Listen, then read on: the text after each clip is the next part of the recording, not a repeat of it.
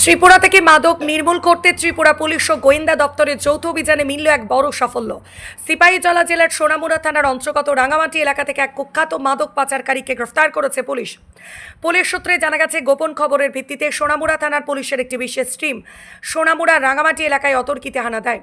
সেখান থেকে হাতে নাতে ওই মাদক পাচারকারীকে আটক করা হয়। ধৃত মাদক পাচারকারীকে সোনামুড়া থানার পুলিশ হেফাজতে নিয়ে ম্যারাথন জিজ্ঞাসাবাদ শুরু করেছে। পুলিশের কড়া জেরার মুখে পড়ে ধৃত মাদক পাচারকারী ওই অঞ্চলের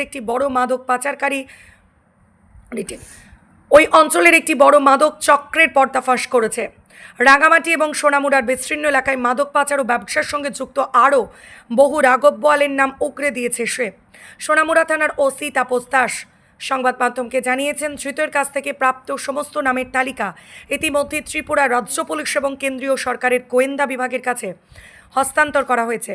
রাজ্য কেন্দ্রের গোয়েন্দারা যৌথভাবে এই চক্রের শিকড় খুঁজতে তদন্ত শুরু করেছেন। ওসি তাপস দাস আরও জানান, মাদক পাচারের তালিকায় থাকা সন্দেহভাজনদের বিষয়ে পুঙ্খানুপুঙ্খ ভেরিফিকেশন চলছে।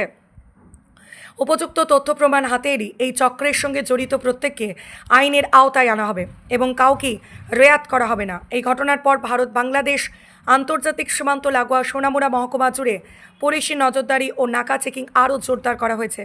ত্রিপুরা থেকে বিক্রম কর্মকারের report, crime press Bengal news. আমাদের সোনামুড়া থানার অন্তর্গত যে রাঙ্গামাটি এলাকা আছে, এখান থেকে একজন ড্রাগ পেডলারকে গ্রেপ্তার করা হয়েছে। তো অ্যাকচুয়ালি উনি এনডিপিএস অ্যাক্টে আমাদের সোনামুড়া থানাতে আগে মানে মামলা হয়েছিল। এই মামলার সঙ্গে যুক্ত থাকার প্রমাণ পাওয়া গিয়েছিল। তো আজকে আমাদের পুলিশের টিম ওনাকে জিজ্ঞাসাবাদ করছে যে এইগুলির সঙ্গে আরো কে বা কাহারা যুক্ত আছে। তো ওনার কাছ থেকে আমরা অনেক নাম পেয়েছি। তো এই নামগুলি আমরা আমাদের যে সিস্টার এজেন্সি আছে সেন্ট্রাল এবং স্টেটের, আমরা ওনাদেরকেও শেয়ার করেছি।